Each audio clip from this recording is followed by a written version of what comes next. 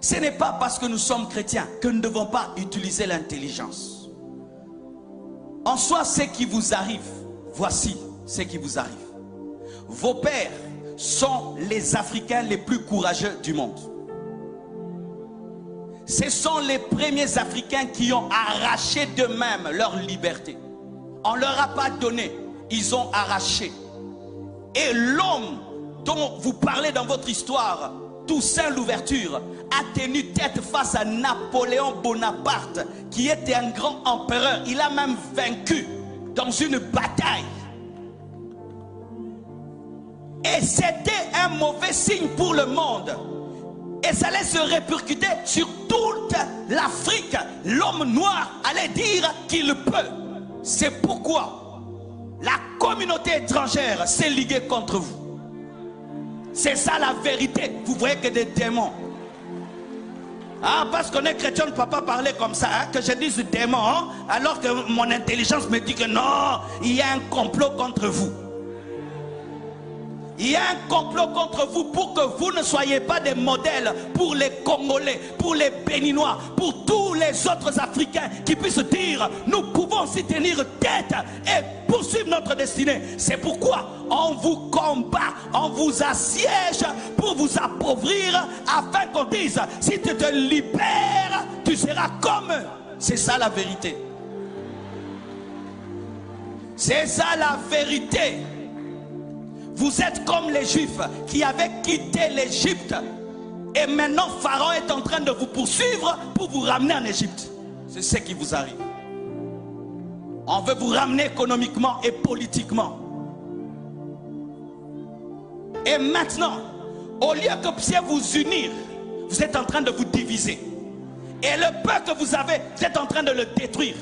Lorsque j'ai suivi sur Internet, quand vous faites les marches, vous cassez les boutiques. Non! Si vous marchez, marchez seulement, ne cassez pas, ne pillez pas. Vous êtes en train de détruire le peu que vous avez. Vous détruisez le peu que vous avez. Je ne peux pas vous dire de ne pas revendiquer. Le pasteur ne peut pas dire ça. Et je ne peux pas vous dire marcher, non. Mais ce que je peux vous dire, n'insultez pas et ne cassez pas. N'insultez pas et ne cassez pas. Mais sachez aussi, vous pouvez changer 10 000 présidents. Mais si dans la tête vous ne changez pas, vous aurez les mêmes problèmes. Vous aurez les mêmes problèmes. Changer de président, ça ne fait rien. C'est vous qui devez changer.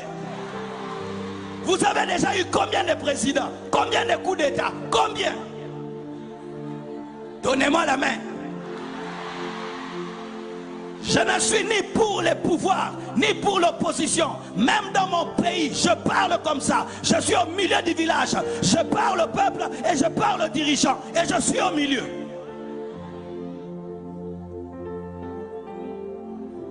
Tu marches, tu viens dans ma boutique, tu me prends tout. Est-ce que ça c'est marché encore? Tu marches et puis tu brûles ma voiture. Ça c'est encore marché.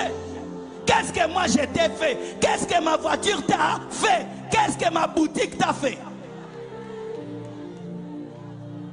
Ne commettez pas l'erreur que nous on a commis au Congo. Vous savez ce que nous on a fait au Congo? On a marché comme ça et puis on a pillé. On a pillé les plus grandes entreprises. On a pillé la zone industrielle. Et notre économie a reculé fois 100.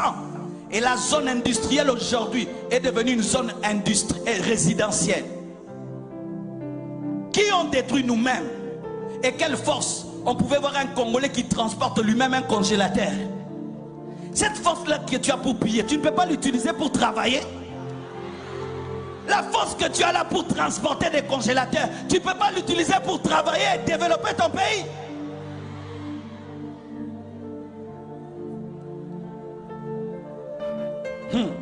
Écoutez ceci. La Bible dit, Marc 3, versets 24 à 25. Si un royaume est divisé contre lui-même, ce royaume ne peut subsister.